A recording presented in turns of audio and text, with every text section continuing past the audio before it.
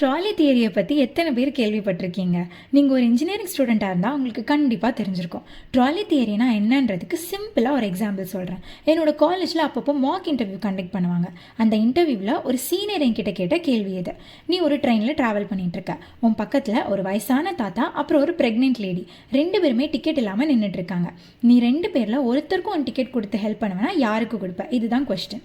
வயசானவங்களுக்கு கொடுப்பேன்னு சொன்னால் ப்ரெக்னென்ட் லேடி பாவம், அவங்க ரெண்டு உயிரோடு நிற்கிறாங்கன்னு சொல்லுவாங்க. ப்ரெக்னென்ட் லேடிக்கு கொடுப்பேன்னு சொன்னால் வயசானவங்க பாவம் நிற்க முடியாமல் கையில் வாக்கிங் ஸ்டிக் சப்போர்ட்டோடு நின்றுட்டுருக்காங்கன்னு சொல்லுவாங்க. இதுதான் ட்ராலி தியரி. ஒரு கொஷின் கேட்குறாங்க அப்படின்னா அதுக்கு கரெக்டான ஆன்சர் இதுதான் எதுவுமே கிடையாது. கோட் வெர்சஸ் நோபடி மூவி பார்த்தவங்களுக்கு நான் சொல்கிற கான்செப்ட் கண்டிப்பாக புரியும். சம்மந்தமே இல்லாமல் எதுக்கு இந்த கான்செப்டை எக்ஸ்பிளைன் பண்ணுறேன்ற பேரில் காம்ப்ளிகேட் பண்ணிகிட்டு இருக்கேன்னு நீங்கள் நினைக்கிறது நியாயம்தான். ஆக்சுவலி சம்மந்தம் இருக்குது. ட்ராலி தியரியில் எப்படி ஆன்சர் ஆசிலேட் ஆகுதோ நேரத்துக்கு என் மைண்டும் ஆசிலேட் ஆகுது. செமஸ்டர் எக்ஸாம் இருக்கச்ச எப்படா லீவ் விடுவாங்க, லீவை ஜாலியாக என்ஜாய் பண்ணலான்னு தோணும்.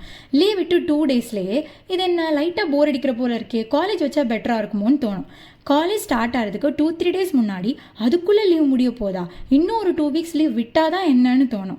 காலேஜ் ஸ்டார்ட் ஆன பிறகு டார்ச்சர் பண்ணுறாங்களே, அட்லீஸ்ட் வீக்கெண்ட் சாட்டர்டேவாச்சும் லீவ் விட மாட்டாங்களான்னு தோணும்.